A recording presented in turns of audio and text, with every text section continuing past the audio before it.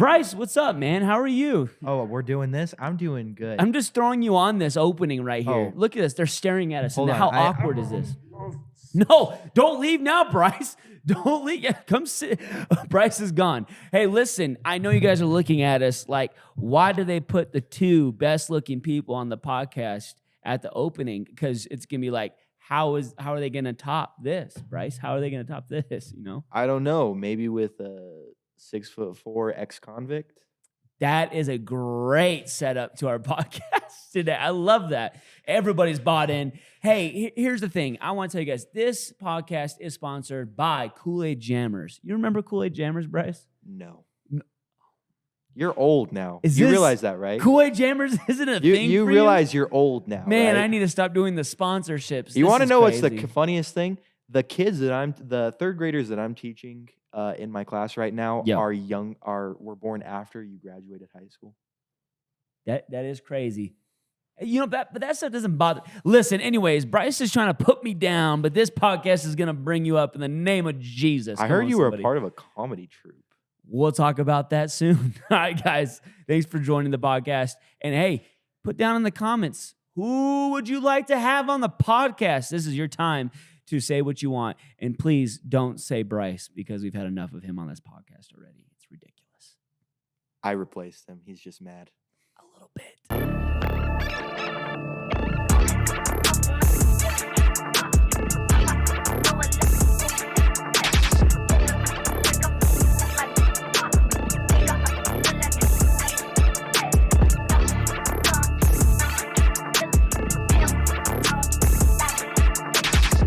What is up, Hills Youth? We are back with another Hills Youth podcast. So he's been begging and pleading for almost a year now, for 10 months, and we're finally letting him.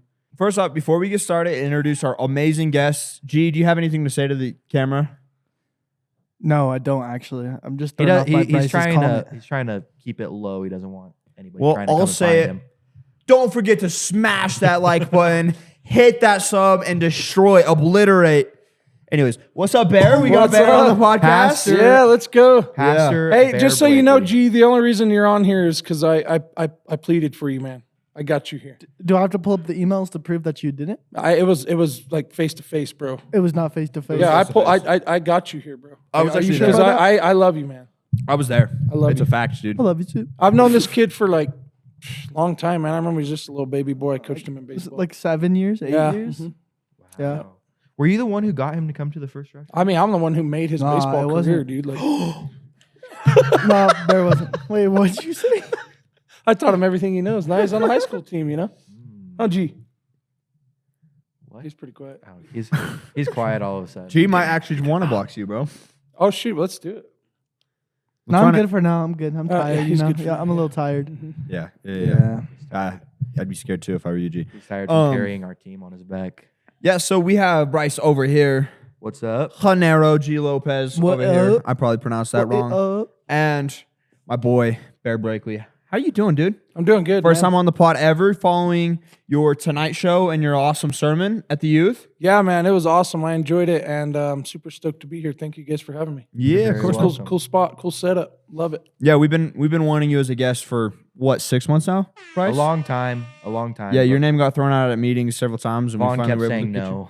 you. Yeah, because Vaughn hates you. It don't matter though. I'm here. It don't matter. I mean, it yeah, don't matter what Vaughn's Vaughn's not saying, even I'm here, Believe in bro. us, You know what I'm but saying? God did. Yep. So yep. God wanted me here, right, G? Yeah, G, you have the God same wanted me. energy as DJ Khaled, bro. I know. Bring Like- out the whole ocean, right? Yeah, like you do the voice too well, bro. Like I feel like that's Nah, just. I have a better accent, but I'm not Let's hear gonna it. do it. No, I'm good. Let's hear it. Let's hear it. Let's hear it. Oh my goodness, buddy! Do you want the All right. butter chicken? That's not what I Is it You- technically racist? Is it technically racist? No. He's brown. Did you just No. play the air horn, buddy? No, it's not. Can you I saw can that you say devious Slurpee? Slurpee. They're called frazzles now, by the way. Say frazzle. Yeah, they're called Frazzles? frazzles. From the 7-Eleven. All right. Of course, the 7 to 11. Get really mad at somebody for. Oh my goodness, buddy! Do not redeem the gift card. Do not redeem. Hey, tell me what would happen if somebody stole a frazzle or a Slurpee from your 7-Eleven that you owned. Oh my goodness! Oh, I'm coming out all the way, and you're gonna get a beat, buddy. No.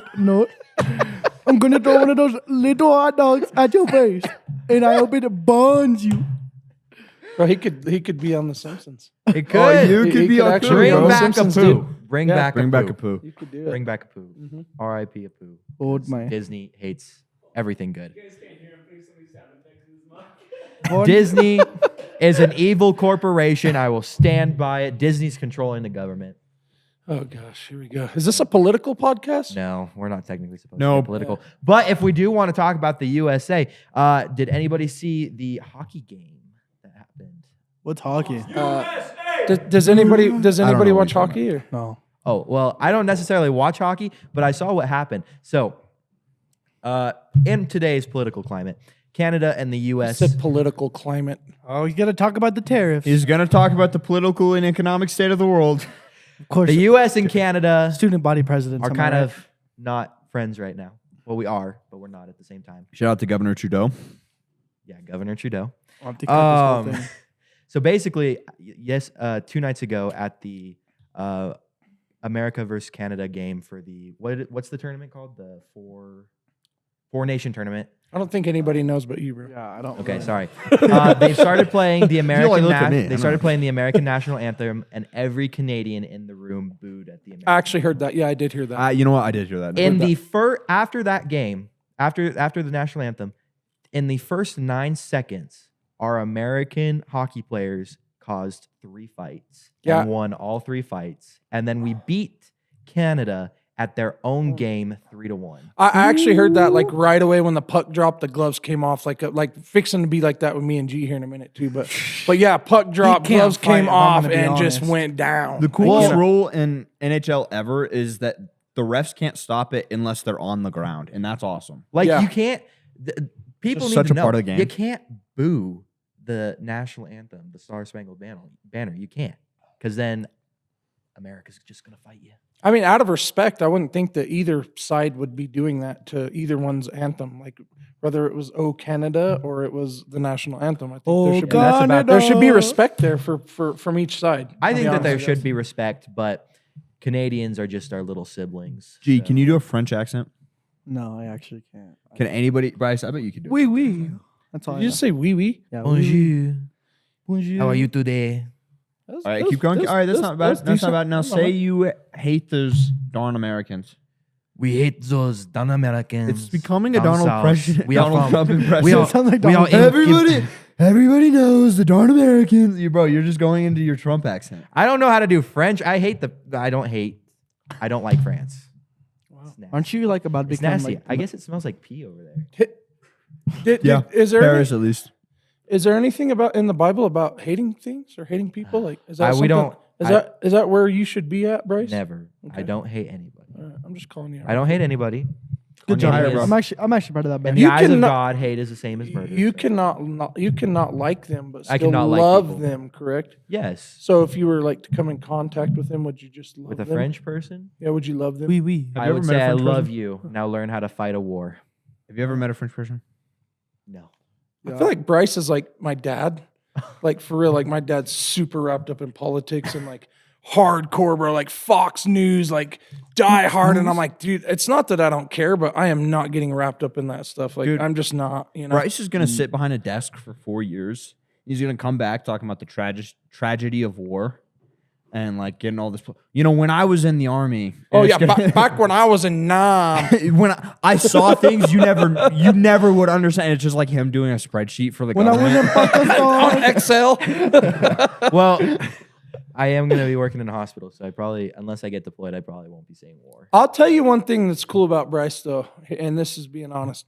He's about America and stuff, and he's willing to go serve our country, right? No matter what aspect it's in. He may not ever see the front lines or any of that, but if you want to change America, how better to do it than go serve your country, right? Yeah. So I do appreciate that about him.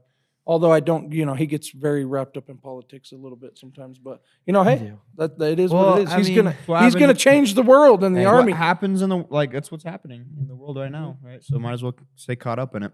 Yes, sir. So G, I have a question for you. Oh no. Here we go. Yeah, here we go. Are you happy we finally let you on here? Actually, yeah. Is it nice to be out of the cage sometimes? Yeah, they actually gave me something to drink this time? They gave me something to drink. Hey, there's than- nothing- You there's already nothing in drank there. That entire. We drank You opened most of that it. 5 minutes ago. I opened that 20 minutes He's ago. gonna have to get actually. up for a restroom break here in about 2 seconds. We let him have this much. If for the listeners in the room, it's about a third, and he drank that really quickly. They're You doing- should build us 2 big water slides for Rush Conference again. No, no, that's yeah. never happened. Okay, no, you know what? This is a we good need it talking to point. happen. You gotta like, how difficult was that for Rush? So if you guys don't know, Rush Conference, either 20, I think it was 2023, right? 2022. 2022. We built, yeah, you're right. Yeah, Rush Conference 2022. We built some massive water slides behind the back. These were, what, 20, 30 yards each. Yeah, they were huge. There were huge like inner tube water slides. It was sick. It was awesome. And they were supposed to get done like I was talking to Chad about how like difficult, and he said it wouldn't take that long, and then It didn't take that long. it took like 5 times as long as he said it would take. And it was fine because we had it in time for Rush, which is a good thing we started early. But so walk us through that as the ex-operations manager. Oh yeah, How did that- and the aftermath of that. Oh, and the leading aftermath, until yeah. the past couple of months. I'll be honest with you. The building of that was more Chad and Ryan Darby, and so like, hey, but it was a lot. Like Halo brought out this big old water tank. Like, it was like a frac tank, and then they had to tie into the what are those big old fire hydrant? So when you tie into a fire hydrant, the city bills you for that water, right? And so I believe Ryan Darby picked all that up, on his own. But anyway, you tie into the hydrant, pump water into the tank, and then honestly, I had a guy out there running a tractor a little bit here and there, but we didn't do a whole lot. I was out there helping a little bit, but Darby and Stotts were more the ones who were kind of doing that, But the aftermath of cleanup, it was a little different. But I You say remember that like a veteran, like the aftermath of the beaches at Normandy, and you like look off into the distance. the aftermath. Yeah, exactly. No, because how long have we been doing Rush? Since 2021. This will be year 5. Year 5. So the aftermath of Rush every year it's an aftermath, bro. It's like last year. I don't know if this was more stressful doing it off campus for you guys. I'm sure because like the logistics and all. But anyway, back to the water slide. It was like Chad and them. Once we got that thing rolling, and so we're dumping like Dawn dish soap all down the tarps and everything. And I got who was working for me back then? I can't remember. There's someone working for me that we sent down the slide, and the Chad tried to go down, and it just wasn't working. Like it wasn't working great at all, And so we just kept trying it. Anyway, that night I remember at Rush, like it worked. It worked pretty good, but It took us a bit though to get it started. We were a supposed to start it like process. 30 minutes before we actually ended up doing it. And then I had to drive out to Sam's Ranch and get all those light plants, the big light plants, so it would be because it's dark over there. Oh yeah. So I brought those big old light plants in, and then we put them up over the side where you can see out there. And I backed that one on the hillside, and it was pretty wild. I think we should build a permanent water park out there. Like that way you can just keep it, and then for events we have a water park. I think that's a great idea. It's better than a jumpy house. I think we should just make a Hills amusement. Like just call it Hills Fun, and Hills it just Fun. be this big. It's a Christian theme park. Yeah, exactly. You guys ever seen that All one operated episode by of Bear. of the Simpsons where they had a I think- Christian? yeah. That was crazy. Yeah.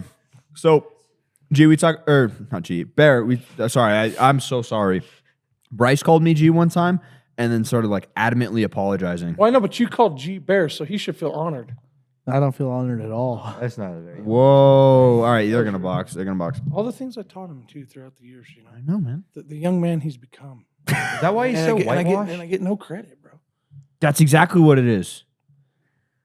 I'm. All right, we're gonna have to cut Yeah. if I continue this sentence. Yeah, let's keep it, Trying to yeah. reduce the editing. All right. No. More work. Yeah. Well, okay. But You know, okay. So Bear, we talked about it. Okay, Graham. Bear.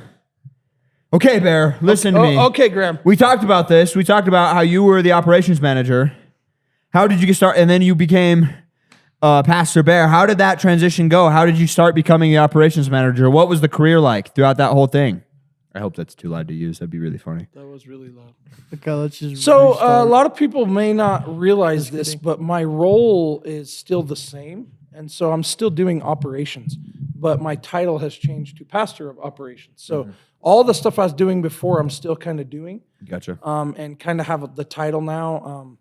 It's weird. Like I said, I don't know if I mentioned it when I preached, but sometimes when I was the operations manager, when you get like a walk-in at the church and like, man, we just want to talk to a pastor. Yeah. And I come out and be like, well, I'd love to talk with you. And like, well, who are you? And I'm like, oh, I'm the operations manager. Oh no, we want to talk to a pastor. Yeah. And so it's weird how the title like is actually, it kind of changes a little bit. So now even today, like I was doing some callbacks on some prayer requests that come through our system, and I had a girl that she was wanting to talk to a pastor.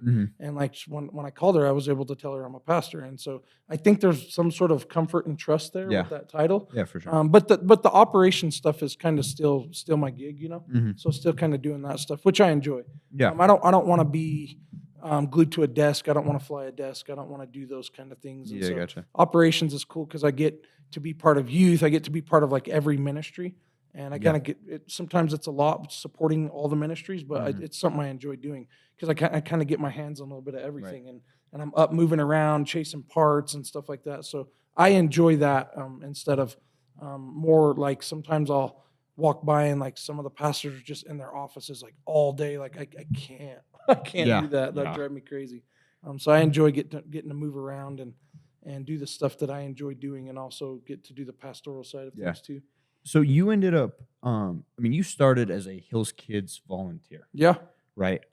So how did what was just walk me through Hills Kids volunteer to you walking up, and you talked about it a little bit in your message, but how did that transition go from? Yeah, so started out first time I came to this church serving in Hills Kids, and what wasn't Hills Kids, I don't even remember what it was called back then, Pinion Hills Kids, I guess, or whatever, but I just started out just sitting there checking kids in. Like I didn't even really, that's it. Just the easiest job you could have, checking kids in and just talking with parents. And then before I know it, I was helping do the games. And then I kind of started, one time I was asked to teach, and I was like terrified to be up there in front of the kids. And now it's like something that doesn't bother me at all. But I just started working my way through that. And then as I had mentioned that at one point, the kids director was a role that needed to be filled, and they asked me if I could fill that role, until they found somebody to fill it. And so I did that, and they wouldn't let me do. I said I'd love to do it, and just as a way to serve. And they said it's a little bit bigger of a role than that. We'd love to pay you, And so I was like, well, that's fine. Like they wouldn't have it. They were going to pay me to do it. And so I felt like that was pretty cool. And so I jumped in there and did that for a while. And I may have been able to get that job. I think that would have been a role that I could have possibly gotten. I didn't have any schooling for that role, but I think I probably could have picked it up if I really wanted it. And I ended up turning that down. And because I feel like God was calling me to teach the kids, not be over the ministry, more being a teacher in there. And so I even look at kids in there now, even through Discipleship University, there's kids that have been in there, started out as check-in, and even Ashlyn, the one day I was just messing with her, hey, you should teach today. And she looked at me really? And I'm like, yeah, it's try it out. It's cool. And so I went over the lesson with her, and she jumped up and did an awesome job at it. It's cool, you know what I mean? And so just the way that you jump in and serve in places, and sometimes people see stuff in you that you don't see in yourself, Yeah. All right, so I have, you went from prison, and then you got to the halfway house, and then you came to Farmington, and you were able to, jump in and to the ministry and everything. I know a lot of people who they have a heart for serving, they want to do something, but they are terrified to go up and ask if they can serve, if they do something, or what if I mess it up, whatever. I mean, how did you get there? What would you tell them? You know what I mean? That one's hard for me because I'm such an extrovert. I don't know that struggle because I'm such a people person. And so it's hard for me to, sometimes I wonder, how the introverts, they're just scared to get involved or to go have a conversation. They want to go in the doors and then go right back out, but that's not being the church. And so I think you just have to find, my main thing would be for people to find somewhere that you're passionate about. find somewhere that you enjoy being, because you're not going to want to go serve every week or every month if it's something that you don't like doing. Yeah. And maybe there's something in the church where you can't figure out, like, well, none of that seems interesting to me. Well, try it. Like, try parking, try media, try something. Like, try greeting, obviously, if you're like an introvert, you're not going to want to be the person greeting people when they walk in. Like, but cameras, right? Like, cameras is a role. Like, if that's something that is like sparks your interest, like media or something like that, like, you can go run a camera and never say a word to anybody. Yeah. But it's something it's a real need in the church. And so I think you have to find something you're passionate about. Yeah, gotcha. And you have to really find something that you feel like you're making an impact. Because I think sometimes running a camera can be one of those things that's like, well, what difference am I making? Well, have you ever seen it when there's not a person running the camera? It makes a huge difference. Mm-hmm. Like, we need that. We need every role that's filled on a Sunday or throughout the week is a role that's needed to be filled. And so I think you just have to find what sparks your interest and find somewhere to jump in and serve. You got to be bold. You just got to get up and do it. You got to, I think once you get more, plugged in, you'll start getting comfortable with things. But yeah, sometimes it's hard, especially if you're not an extrovert, Yeah, for sure. So we've talked a lot about, what you do in the church. You're head of operations. I worked for you for 6 weeks, my sophomore year, and I could just tell that it's a lot of work. A lot of work goes into it. My first day, I was in my nice clothes and I was pouring concrete. So I don't know what you expected, bro. I don't know. I didn't expect what my mom was like. It's your first day. You need to look nice. So I put on a polo and some slacks. I was like, okay, I'm going to do this. I'm going to work in a church. 3 hours later, I'm out there on the new playground pouring concrete. I'm like, this is not what I expected. I remember one time I came in to help Vaughn with something, and I can't even remember what it was, but you guys were moving a bunch of like concrete or something like that, and you're like, "Hey, can we help?" I'm like, "Yeah, of course, man." And I was like in brand new Yeezys, and I'm like, "Ooh, I probably can't take these off and move concrete." It was the slide. No, it was the Panda Yeezys. Is what it was. Yeah, that's what. And I'm like moving all this. I'm like lifting stuff to the dumpster and everything, and I'm in these slides, and I'm like, "Yeah, I'd like a pair of normal shoes. That'd be great." Remember when you had me scrubbing grout for a full week? Yeah, we do it every week. Whew. Yeah, we scrub grout every fun. week. Yeah, any chance we get, we scrub grout. So, but we've talked about that, and it's a very busy thing to do. But I also know that you've got hobbies that you enjoy doing during the day. Can you tell us a little bit about like what you find enjoyment in? Yeah, so I think my, aside from the church and my family, if I get the time, which I find I don't make my hobbies one of those things like, oh, if I can find time for them, I make time for them because they're important to me. And so mountain biking would be my top hobby that I enjoy to do. And I feel like God's created such a beautiful place for us to not go use. And I feel that there's times where I feel closer to God when I'm out on my bike than I do anywhere else. Like, I can be out on my bike up in the high country and looking at like His creation, and like I've made some major decisions on my bike out in the mountains. Like, it's just a place of peace and serenity for me. So I felt skiing. Yeah, it's one of those things. Like, there's nothing better than being out on my bike. And there's times where it's like cool to be with some friends and stuff, and then a lot of the time I'm just like, I'm good just going out by myself and being out in the high country and seeing the views and the fitness level aspect of it is good too. It's good for you. I've never been one to ride for it, for that reason, but it's a plus, right? Because I enjoy doing it, and it's also, and now I got me a little dog that goes with me on all my rides too. You got a dog? I got a golden doodle that goes on every ride with me, and he loves it. Yeah. So, but yeah, I enjoy that. I was coaching baseball was a big passion of mine too. But I feel like that coaching baseball, for instance, like I coached G for years, but now G's he's into the high school level to where like a high school level coaching position is something that is more of a career versus like just something that you volunteer at. Yeah.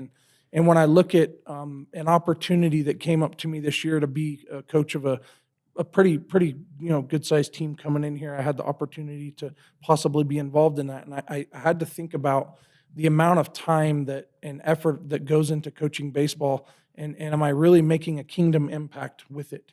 And so there's times where, like, I remember meeting G when he was a little kid. Like, I never would have thought G would be where he is in the church, and I don't know if I had any influence there, but it's still cool to see. But I just feel like if I'm going to put as much time and effort as it's going to take to coach one of these travel ball teams or something, if I'm going to put that much time and effort into something like that and only make a worldly impact, then I feel like I'm not hitting the mark. I feel like I can make a kingdom impact in other things. Like mountain biking is one of those, like, I can go off on a Friday and ride bikes for a few hours and be back. Like I'm not wasting, or not say wasting, but I'm not investing multiple days and hours, because when you're doing baseball, I mean, G knows, he's been at baseball all day. Baseball is something that you have to devote most of your time to. Yeah. And with everything going on at the church and stuff, like, I just don't feel like that's the best use of my time. And I feel like I can really make more of a kingdom impact doing other things versus coaching baseball. Yeah. Because look, when I coached baseball, G knows, we prayed before every game. I invited kids to rush every year. Like I remember Vaughn's like, hey man, your baseball team gets half off, bro, for rush. And so like I invited kids, like 2 came. And that's cool. Like I'll accept that. I'll take the 1, I'll take the 2. But I still feel like through baseball that you get such a mix of kids that, like, you may pray and their parents may get mad at you over it. Or you may pray and they don't care. Like they may not ever strike a chord with him. But if I can invest my time into something like Hills Kids on Sundays, or something that's making more of a kingdom impact, and also be there for my family too, because I feel like mountain biking's funner to me than coaching baseball. And I remember coaching baseball, there was times I'd never get to ride at all or get to spend any time with my family. So I just feel like it was one of those things I had to make a big decision there, especially with, the kids that I've coached for years are all in high school now. And so it's either coach kids that, my kid's not part of the team and see if I can make an impact there. Because I can teach the kids the sport. That's great. But learning baseball doesn't, there's no kingdom impact there. Yeah. Like just because you're a good baseball player doesn't mean you're getting closer to Jesus. And that's really where my heart is to grow, people closer to Jesus. So. Well, awesome. Do you use mountain biking in any way to connect with people and bring them to, do you like impact them in a way like you're bringing them to church or telling them about, the Lord and all that stuff? Is there? I've had some good conversations on the trail with people. I have some good friends of mine that I ride with that are highly involved in churches and stuff too. But I think when it comes to that, I always pray before every ride and stuff like that. I pray before mostly everything I do, but I feel like that's one of those ones where, like, you never know what you're going to get with mountain bikers. Like, sometimes you got some hippies that are going to get high before they go ride. And sometimes you got guys and most of the guys that ride bikes, they drink beer after they ride. And like, I feel like the way that I only way I can really make a difference there is just by the way that I act and for people to see like something's different about him. He doesn't drink beer after a ride. He doesn't get high before a ride. Like he prays before rides. Like he's not out here cussing and doing all this stuff when we're riding. And so me being more holy and more like Jesus when we're doing things like that is probably one of the ways that I can see. But anybody that I don't know and I'm riding with them, they get invited to church. Now, whether they show up or not, it's a different story. But a lot of the guys that I ride with are good men from this church or good Christian guys too. But some are not. And so just kind of never know what you're going to get, Yeah, for sure. So recently, me and Graham, we went to Albuquerque for a student council conference. It was a time when all kids from around the state came to Albuquerque. Shout out to NMSAC, right? NMASC. NMASC. Yes. I'm never going back, am I? We went to to Vaughn's old stomping ground at Cibola High School. Cibola. It was kind of ghetto. Yeah. Totally. It was like the Heights Middle School of high schools. Why were there so many dead cougars? Just like I saw like 5. Bro, don't be hating on Heights. That's where I went. That's what I sold. That's where I went to Heights, bro. Anyway, so on the second night, we go to a banquet. Ooh, and I know about we eat good food. We see like we appreciate advisors and all that stuff. Well, I've been going to this since I was a freshman, so this was my 4th and final year going. And every year that I've gone, we sit with our group and I pray for the table. And every year it's been no issue. Everybody enjoys it. I enjoy doing it. I love getting to share the Lord. This year, however, was the first year where I had a situation where one of the people refused to pray. So we all prayed and he continued to eat. And it was a freshman who's new to our group this year. And I've just kind of been praying about it and thinking about it and like wondering how I can connect with him a little bit more. I know he's a freshman. I'm a senior. I'm leaving. I'm probably never going to see him again after these next 4 months. Is that a reference to the Tyler, the Creator song? Just a quick question. I don't listen to Tyler, the Creator. That's a shame. Don't listen to Tyler, the Creator. It's ungodly music. Anyways, So I'm like, facts. so one of the things, like, how would you go about that situation with like trying to connect with someone and trying to leave a mark on their lives, even though you'd be leaving and wouldn't be?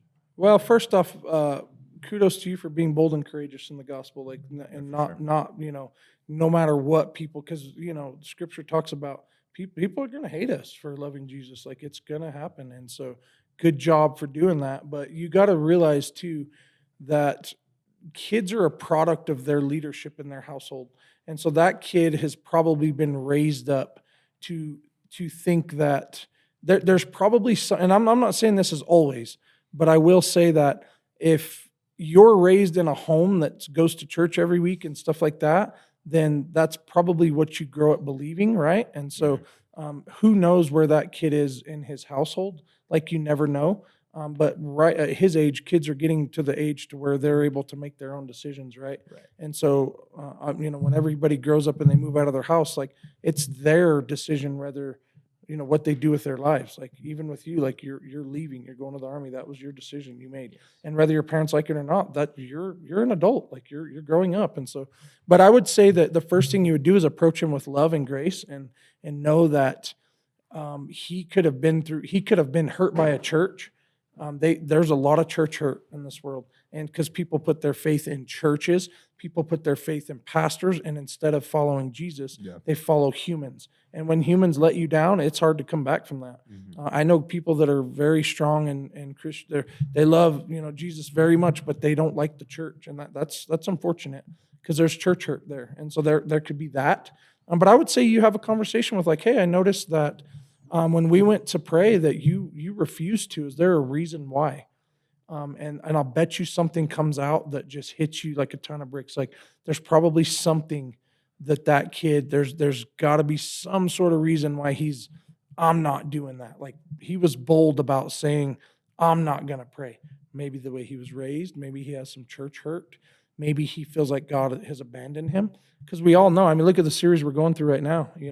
It talks about being in the valley, and why would you abandon God when you're in the valley? That's when you need him the most. And then what happens when you make it to the other side? My cup runs over, right? And so you never know where he's at. He may have been in a valley, of a very dark, deep, hurt or something, and God didn't come through the way he wanted God to come through, and he probably got upset. I mean, dude, there's so many different reasons, but I would just say that just a simple question of, hey, I noticed, and make sure that's in private, right? But just say, I noticed you refuse to pray. Is there a reason why? And I'll bet you it strikes up a whole conversation. And I know you'll lead him and love him well there too. But that's cool that that's on your heart.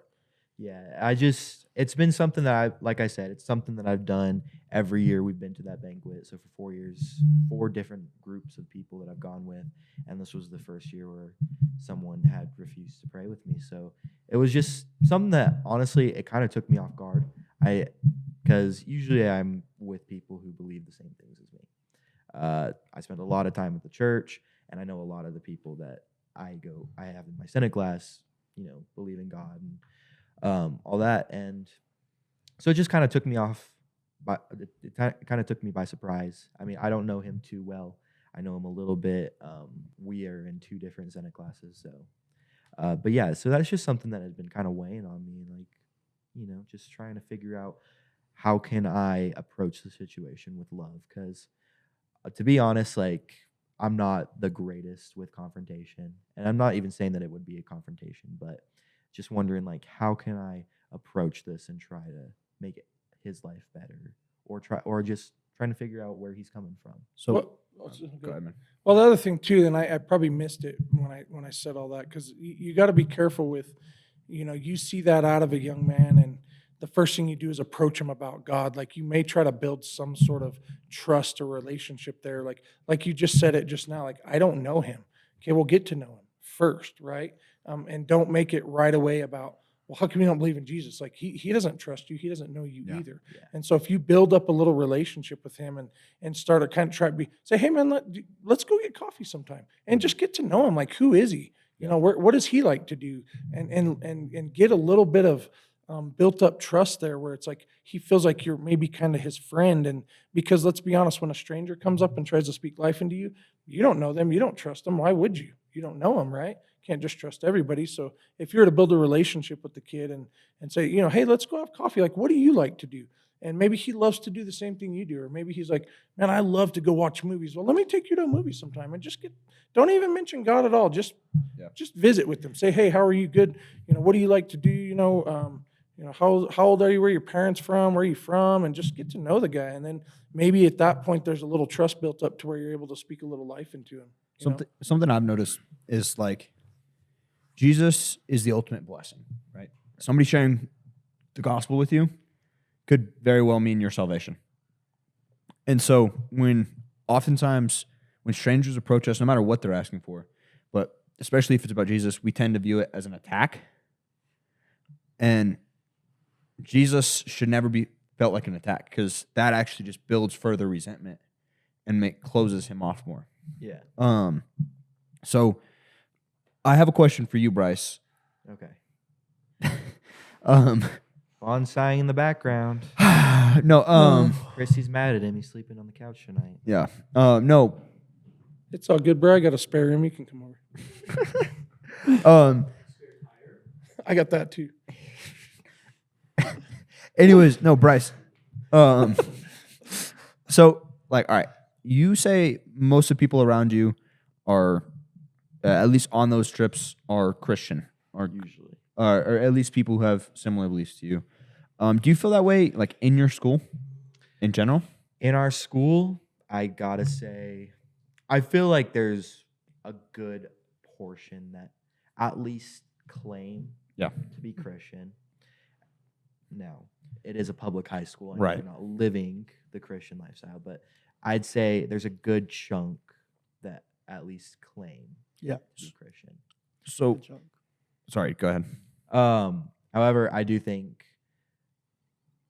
I want to say in the younger generation, but just looking at the demographics and how many younger people have come to Christ over the last few years, I can't really say that. But even despite that, even despite the rise in people coming to Christ, there is still so many who refuse to see it. I see a big argument is, if there is an all-powerful, all-loving God, how can bad things happen? And I know that's a big argument. I know when I was a freshman, I actually got in an argument in my foods class because a girl was calling me out and saying that I was believing in something that could never be true. If there was an all-loving Father, then why would bad things happen? So that's an interesting point you bring up, because I come from a completely different perspective. And I'm going to address the theological question in a minute, because that's one of the most common questions asked ever. So I think it's important we address it. But I go to San Juan College High School. And this is, you choose to go to this. And it's a lottery scholarship. So you put your name in, like, I want to go to this high school. So I'm zoned for PV. So if I didn't do this, I would be at PV right now. But instead, I put my name into this bucket, and it got drawn. And I go to San Juan College High School with, in my class, 120 other people. And at this point, it's probably more like 80, because of the people who have elected to change their mind and go to PV after the first year or whatever it is. But what I've noticed is there's really very few people around me that have any sort of faith, that would call themselves Christians. On the contrary, I see a ton of people that, like, it sounds a bit terrible. FHS is more ratchet, I think, and kind of has a lot of wild stuff going on. I learned that word from Von Craver, by the way. The Joe full Vaughn. Von Thomas Craver, full legal name, in case you didn't know. And but no, FHS is kind of crazy, kind of wild. I think there's versus San Juan is more tamed. There's less like people aren't. I mean, there's obviously exceptions to every rule, but for the most part, people aren't getting high in classes or doing what I mean. All this stuff. It's more tamed. There's no fights ever. The last time there was a fight, it was my 8th grade year, and both of those people got expelled. And so, there's very little.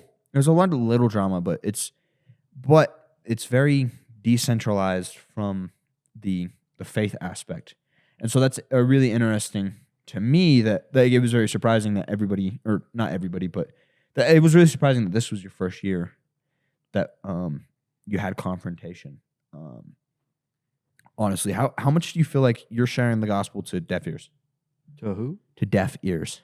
So honestly, I feel like a lot of the time, even people who claim to be Christian, I know it's a big issue in our culture today. Even people who claim to be Christian don't usually live a Christian lifestyle.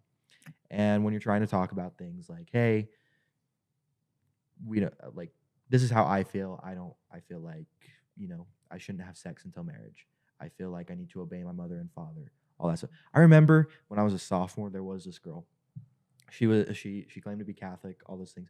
But we were talking about it, and I was like, well, yeah, like I want to listen to my mom and dad. Like I don't want to do anything wrong. Like I don't want to get in trouble, just because out of respect for myself, out of respect for my parents, and I don't want to dishonor the name of God. And she looked me dead in the eyes, and she was like, well, I want to have stories to tell my kids about the bad things that their mom did. I'm like, really? Really? I want to. Like, that's terrible. That's an interesting priority you got there, right? Like, she wants to give her kids stories rather than teach them the right morals. Like, You know what that reminds me of? what is Sorry to interrupt, but in Back to the Future, at the very beginning of the movie, he's getting lectured by his parents. He's like, when I was your age, I never parked, I never did any of this stuff. And then he's in the car with his mom later in the movie, and she's like, what, you think I've never parked before? And I've never done this, and this before? And he's like, well, you told me, Mom, that you had never done any of that. That's what would happen to a lot of these people, right? They do all this ratchet, wild stuff, and then they're embarrassed because they don't want their children to follow their lead, because ultimately sin leads to death, destruction, and chaos. Right.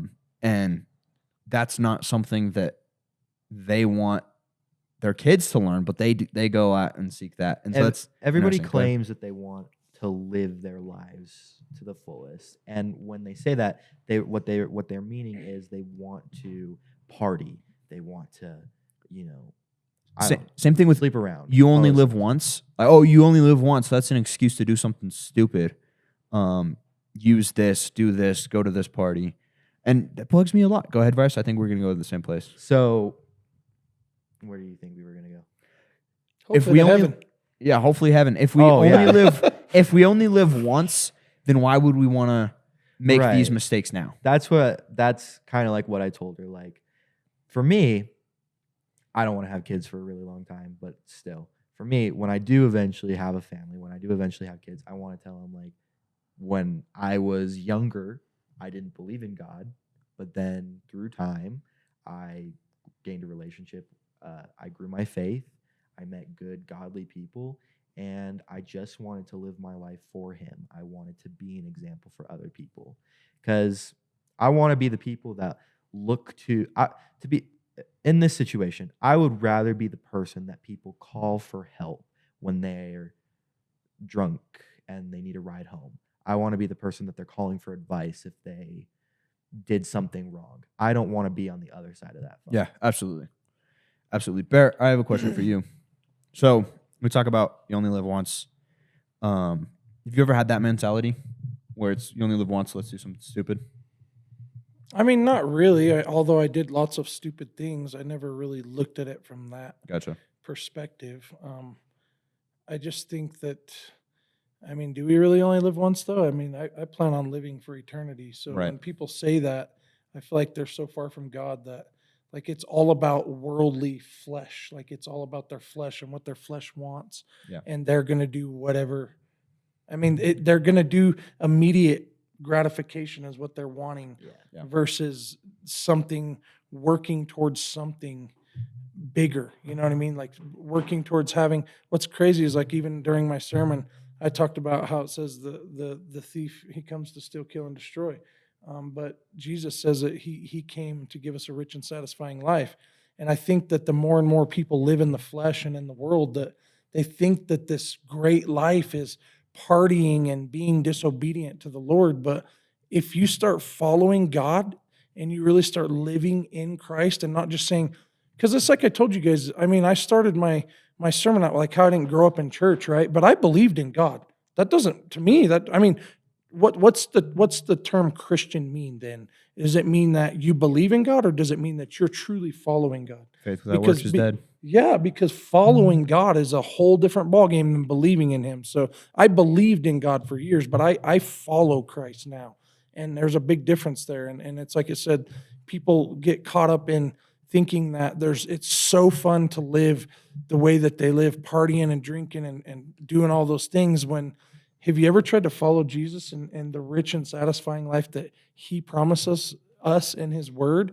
When you get a taste of that, there's no turning back to the sinful nature that is this, oh, I only live once. And these, I just feel like those are just, that's the same thing like follow your heart and all this crap that they say these days. Like, stop it. You know what I mean? Stop it. Like that's not what the Bible says. But I don't want to do sports, Dad. I want to pursue jump roping. Like, stuff like that. Yeah, I don't know. It's wild. I'm not sure. What was that analogy? The Disney Channel, like the cliche, like you're the best quarterback ever. You're going to the league. I don't want to do this, Dad. I want to sing. I was a professional jump roper. Really? No. Yeah, I think I was about to be like, oh, we're getting new bear lore. You're gonna say, oh, yep, you're too overweight for that. Hey, you never know. You said was. Hey, G, so. G's really quiet over there, dude. Yeah, bro. Okay, so I have a G, question what's for up, you, bro? dude. So, G. Do you believe in Jesus or not? No. All right, we're not even cutting that. That's hilarious. Hey, G, okay, so you have like you showed up like first Rush conference or whatever. You just like popped into our lives. And he hasn't left yet. Right. You're going to leave before he does, Yeah, bro. you're leaving He's before me. dedicated, dude. I know. G, at this point, in case you guys don't know, I'm sure you've seen him if you're a regular listener, but this guy does everything. He does editing of photos. He does videos. He's I'm the this reason why podcast, Graham we is love to hate in him. another country right now, bro. We love to hate him, but he is Probably the instrumental most to this. important person that we've got on. For real, if on you it. didn't admit that, I would bring out some dirt on you, Bryce. So good job. Good, wise choice. Bring out dirt on me. Yeah. Whoa, guys. Romo number 1.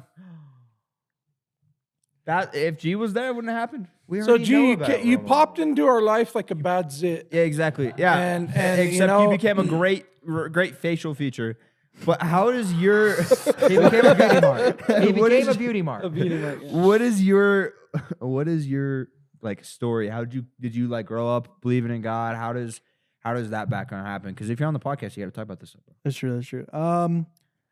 So like when I was younger, like let's say from like 5 to 10, I was like on and off, but I didn't go to church a lot. I would just go with my grandma, and like we went to like Catholic church, but like I was in and out of church. I didn't go to church a lot. I didn't really know who Jesus was. I didn't really like tend to care because I never was really bought in and invested to it because like nobody really talked about it. G was Catholic at one point. I wasn't Catholic, Did you go to Didn't mass? think he Uh-huh. was. but I wasn't Catholic because like I don't know how to explain it. But, like I went to church like a few times, like Yeah, just a but few. that's all. I'm not gonna say. All right, go ahead. So I mean, honestly, the Spanish culture is generally Catholic.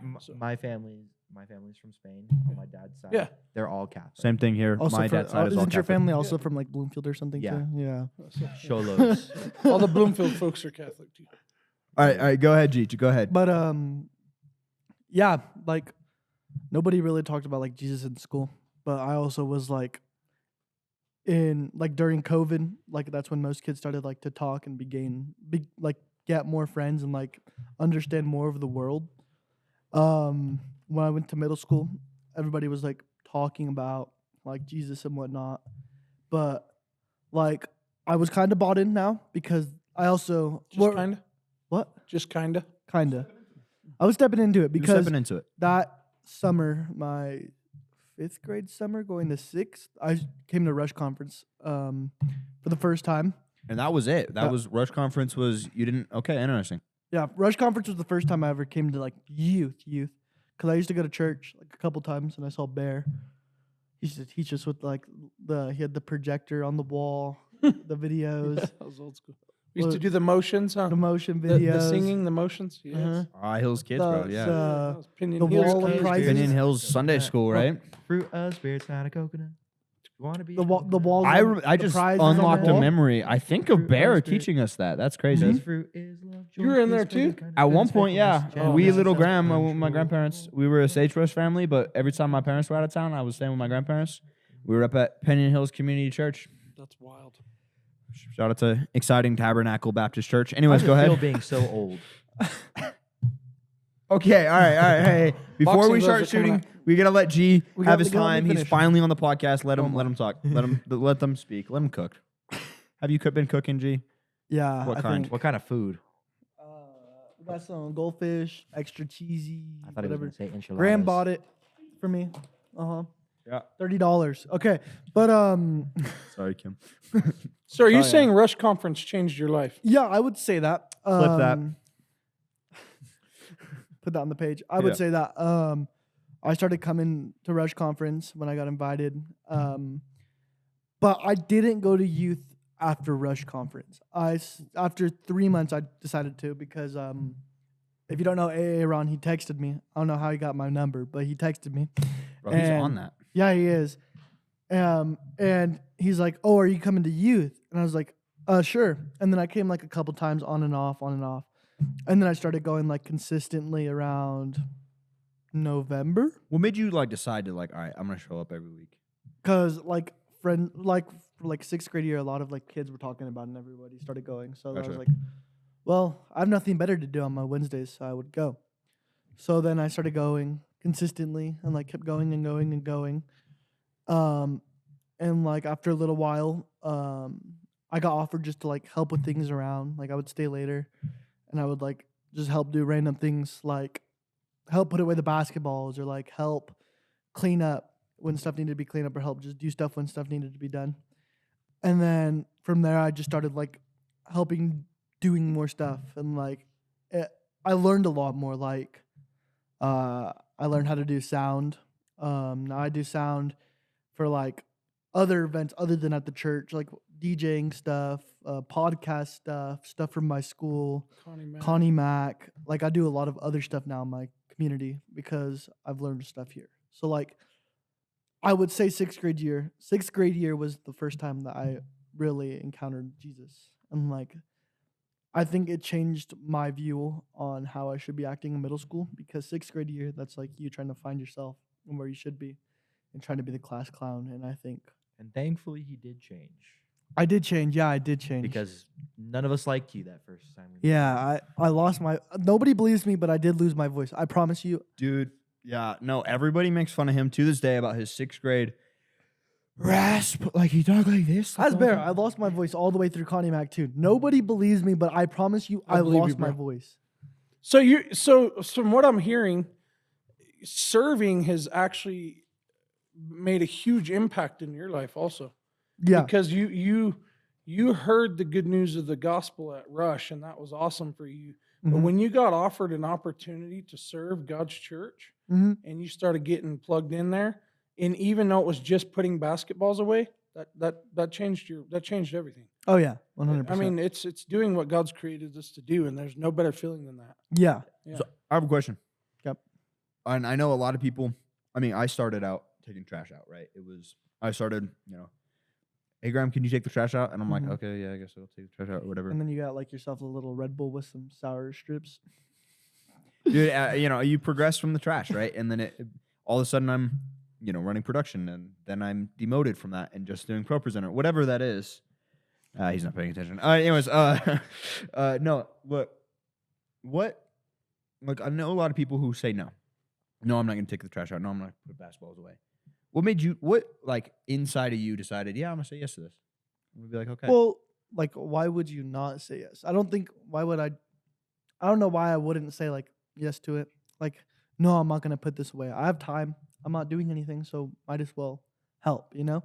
Because, like, you build off from there. Doing one small thing adds up to bigger things later on, you know? Yeah. Because at the end of the day, you're always going to start from the ground. You're not going to start at one spot. You're always going to start building yourself up. And you're going to learn things and you're going to go through things at the end of the day. But you're never going to start at the top. Yeah. You're always going to be like, I got to do this, this, this, and then you're going to get there. Or you're going to learn things to get there. Yeah. You know? So Start like, with that's the how I trash, saw start it. with the basketballs. Yeah. Mhm. No, it's complete. And I know people are like, hey, Graham, I want to help with the youth. And I'm like, okay, what do you want to do? They're like, I want to start speaking. That's not where it starts. Man, you come maybe here twice a month. And then all of a sudden you want to be on stage, like I'm on stage or whatever. Like I'll have that every time I speak. I have one or two of my boys like, I want to speak. I want to give a message. Do it. Start it in your schools. Start Pick in your your schools, te- but then at yeah. the same time, it's like you have to be. You're the people who are saying no if Vaughn asks you to take trash out. If you can't do the small stuff for Christ, why are we going to trust you to do the big things? And that's something I think. Yeah, you're Yeah. completely right on that. Because we've all started somewhere Right, small. and- We right. haven't. Bear We was- haven't gone anywhere. We got straight Pastor up. Bear over here, and he was the Hills Kids volunteer. I guess the Pinion Hills Community Church Sunday school volunteer, right? Yeah. And like everybody started somewhere. Bryce, where'd you start? I started with, I came to youth in 7th grade, hated it, left, and then I got invited by Alyssa and Aaron because they were our family friends. Hey, Ron. I came. I brought my cousin with me, so I dragged him along, and decided, okay, give it a couple more weeks. My cousin decided to dip.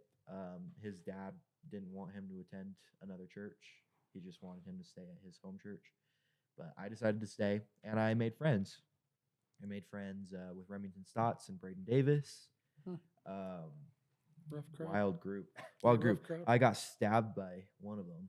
That was fun. Definitely Remington. That It was definitely Remington. Yeah. You Yeah. want to know what's No crazy? doubt. You want to know what's crazy? The knife Remington stabbed me with 4 years ago is a U.S. Army knife. You got infected like a vampire, dude. You're Apparently. shedding blood for the United States of America. Apparently. But He's a patriot. After- True patriot. after being friends the with sound them, effects. for- can you see? By Someone the G, put I that in wake the up to that background. every morning. We'll get I wake up to copyright. that every morning. Actually, After like being friends with 300 Remington and years old. Braden for a couple of months, they decided to go talk to Vaughn for me because Vaughn had no idea who I was. You still don't. Still, Yeah. they decided to go talk to Vaughn, and they decided to get me on the production team. And I came. I started, like everybody else did, started taking out trashes, all those things, just making sure that everything was running smoothly. And then as the years went on, I started helping out in the production booth a little bit more. And then as I got up to high school, I started leading a life group with Zeke, who is dead to us, and all that stuff. And now I'm at this place where I'm running production, and I'm helping, G and you, Graham, and I'm helping you guys run it smoothly. Working in a life group with Marcus and Alex, and trying to impact people. And you know what? Sometimes I wondered why I was doing it, but every time there was something that would happen, and it would make me so much more proud of, getting to help the kingdom, furthering the kingdom of God, getting to impact someone. And after, 4 years of serving, finally in my 4th year, I actually got to speak. I got to preach a lesson in front of everybody. And so things took time, but I wouldn't have had it any other way. Yeah. And now I'm here at the podcast and helping you guys out now. yeah. So that was my starting point. Bear, if you never served, like if you came out and didn't decide, if you decided to just attend regularly rather than start serving, how do you think your story would be impacted today? I think I'd probably be a roofing superintendent, and I'd probably be one of the guys that comes in every week and walks back out. And serving is where it's at. Like, you have to get plugged in. Yeah. You have to, even if you look at like me and my wife leading a Bible study, like that's in a sense, like I don't do it for the church. I do it to allow people to come into my home and feel like there's a place they can come in and talk about their problems and study the Bible more or Yeah. things like that. But I don't know where I'd be. I may not be here, that's for sure. Yeah. I mean, because even what we're doing tonight here is serving, right? And Right. so I think that serving is so important. Yeah. I definitely wouldn't be where I'm at, because you got to remember my past, and being on staff at a church, like, unless you show them something out of yourself, like if I were just to come in here and walk in and out every week, go to church, you're like, oh, that guy's great. He comes to church every week, but he's not involved in anything. Right. And so, and that's where, the executive pastor even told me, he's like, man, the stuff that you do around here, like they seen something in that, and that's the same thing. If you were to ask someone to do the ugly things, like take the trash out, and they're willing to serve in that way. And it's like you talked about earlier, Graham, like that's biblical. If you're trusted with a little bit and you do well with it, then you get trusted with more. I mean, that's biblical. You know what Right. I mean? It's the story of the talents, right? Mhm. And I'm sure I don't need to describe on that, but yeah, if you do well with the small talents you've been given, how much more will you be rewarded when you do well with the big? The bags of gold, all the different Right. things. There's so many different things that, it's just, serving is so important. And what's crazy is people think, oh, I'm serving for other people to get something out of it. But if you truly have served, which I believe everybody in this room does and has, we all know that we get more out of serving Oh, yeah. than anybody else. Absolutely. The joy we get out of serving, the joy that I got last night of even one person coming up and saying, man, your story impacted me in this way. Like, that's awesome, Right. And so we get more out of it than anybody else does. I mean, I don't want that to sound selfish, but it's true. I mean, you get more out of serving than anybody else. So. I think we get to see like a lot of the behind the scenes of people's lives too, because like we get to see like, especially in youth, the kids who just started like coming to where they're at now, like a year or 2 years later. Because like I know a lot of kids who I've seen like in a dark place doing bad things in school, and like a year, 2 years go past, and their lives just completely changed. Yeah. It's consistency in putting in serving. I would honestly, I'm gonna say this. I think I'd probably be dead if it weren't for me consistently showing up and serving and putting my effort towards God. I probably wouldn't be alive, to tell you the truth. There's been a few close calls, and I think I'm here for a reason, and I think I haven't been successful in that for a reason. The Holy Spirit is impacting G right now, man. Just hit him like Did he have a heart ball. attack?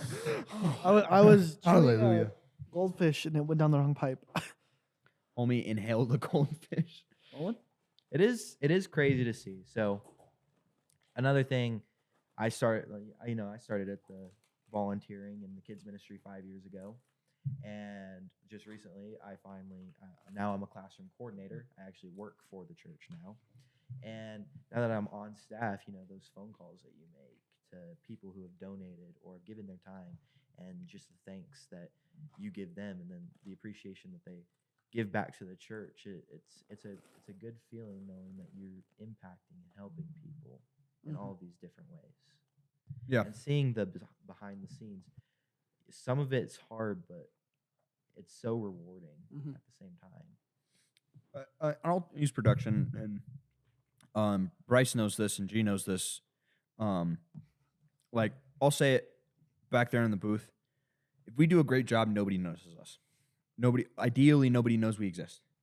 Unfortunately, when we mess up, everybody knows it's on us. But Everybody looks back. everybody looks backwards, right?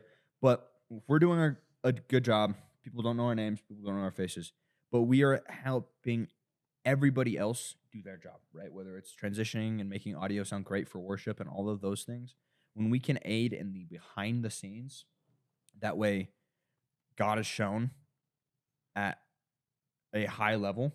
When we can do that, that's a blessing, right? And so when production, both of these guys know when everybody does great on a production night, on a Wednesday night, I am ecstatic. I feel great. It's not that way if we've had a rough night. If I had a rough night, if Bryce, if G, if whoever is working for me had rough nights, especially if we all have a rough night, I'm not exactly thrilled, right? Because I want to be able to aid from behind the scenes and do the absolute best for God, not for me. G, love you, bro. Happy you're on the podcast. Love it. Well, good. Pastor Bear, as we're beginning to close out, do you have anything that you would like to say to the audience? To the youth.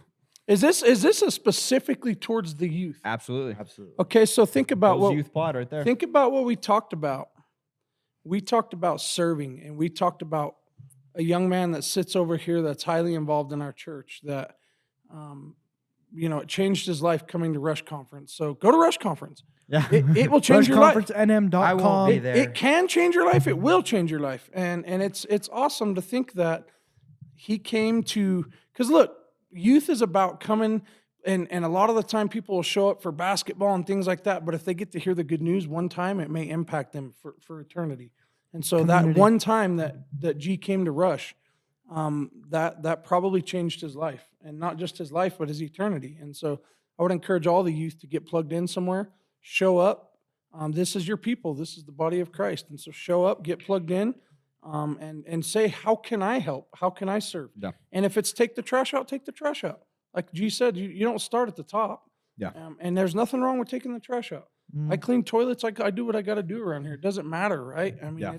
it's like you talked about the production stuff. Like nobody notices every week when they walk into the plaza and it's clean, but if they walk in and it's dirty, they're going to notice. Oh, exactly. You know what I'm saying? Exactly. So it's one of those things. But yeah, get plugged in, get to Rush, and find your people. These are your people. This is the body of Christ. So Amen.